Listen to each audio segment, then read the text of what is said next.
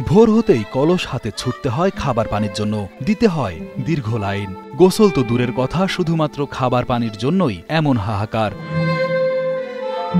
অনেকেই জন্মলগ্ন থেকে এই পানির কষ্ট করে আসছেন। খাবার পানি পাই না, ধরেন আজকে যদি এক দুটো কলস নিয়ে আসি তাহলে তাদের মানে মুখ আন্দার হয়ে যায় যে একটা কলস নিয়ে আসি, দুটো নিয়ে আসছি কেন? খাবার পানিটা আমরা পাই না, তোমার বাচ্চা গোসল করে আমি কি দিয়ে পানি দেবো না? একদিন 2 দিন 5 দিন 10 দিন দিতে পারি, এতে মাসকে মাস পানি দেবো না। কারেন্টের বিল কি হারা দেয়? চাইলেও দেয় না। হ্যাঁ, আমি পানি দেবো না। বাড়ি বাড়ি গিয়ে পানি চেয়ে খাওয়ার এমন ঘটনা বিরল হলেও বরিশাল নগরীর 3 নম্বর ওয়ার্ডের মাতাসার এবং পুরান পাড়ার বাসিন্দাদের কাছে এটি নিয়মিত চিত্র। দেশে আইসি এই 35 বছর আইসি হইতেই পানির কষ্ট করি। এই সোবাক বাড়ি খাই, কবিরাজ বাড়ি খাই, সব বাড়ির পানি। আনোর আলী মুন্সি গো মসজিদে গো নানি হুজুরে গো ওই উজু করতে ডিস্টার্ব হয়।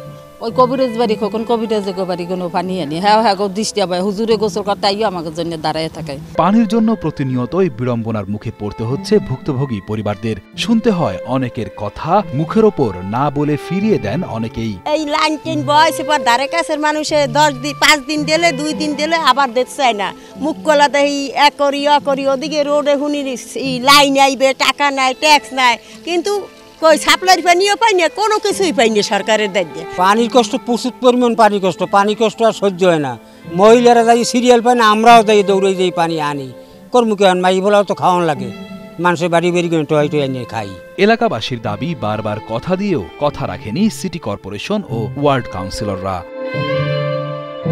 সিটি কর্পোরেশনের হিসাবে পানির সংকট 22 বছরের হলেও এলাকাবাসীর দাবি তা শুরু হয়েছে দেশ স্বাধীন হওয়ার পর থেকেই। সময়ের সাথে সেই দুর্ভোগ বেড়েছে কয়েক গুণ। আমরা দাদার আমল থেকেও আমরা কোনো টিউবওয়েল দেখি নাই, আমরা মানুষের বাড়ি থেকে পানি আনি। অনেক মানুষই অনেকে খারাপ কথাও বলে, তারপরও নিলেজের মতন যে পানি আনি। সিটি কর্পোরেশনে হয়েছে কিন্তু সব কর নিতেছে, কিন্তু কোনো সুযোগ সুবিধা পাচ্ছি না। পানি তো নাই, রাস্তাঘাটও নাই। এই কমিশনার একজনের 2 বার উড়াইছি, হেও একটা কল দেয় না। আর একজন ফারুক মিরিয়া, হেরও উড়াইয়াই 3 বার না 4 বার, হেও একটা কল দেয় না। স্থানীয় ওয়ার্ড কাউন্সিলর হাবিবুর রহমান ফারুক জানান, এলাকাবাসীর এই সংকট নিরসনে কাজ চলছে। মূল সমস্যা পানি এবং জলবদ্ধতা এবং ড্রেন, এই দুইটাই আমার মূল 1 নম্বর সমস্যা আর কি। এই দুইটা তো বৈদ্যুত এলাকা, তো এখন তো পানির লাইন সব রোডে নিতে পারি না। যেমন আমার উল্লেখযোগ্য উত্তর মতাসারে আমার পানির লাইনের কোনো নাই, কইলে তো দিনে দিনে সম্ভব না। তবে আপ্রাণ চেষ্টা চলতেছে যে খুব দ্রুতই যাতে এই পানি নিষ্কাশনটা হয়, যাতে জনগণের বিশুদ্ধ পানি আমরা সরবরাহ করতে পারি, এবং এইটার জন্য আমরা খুব আপ্রাণ চেষ্টা চালাই যাইতেছি। এবং এর সাথে সাথে আরও 4টা আমাদের ওয়ার্ডে পাম্প তৈরি রইবে। এই পাম্প যাতে কোনো এলাকায় জানি কোনো পানির সমস্যা না থাকে। তবে সংকট নিরসনে কিছুটা সময় লাগবে বলেও জানান তিনি।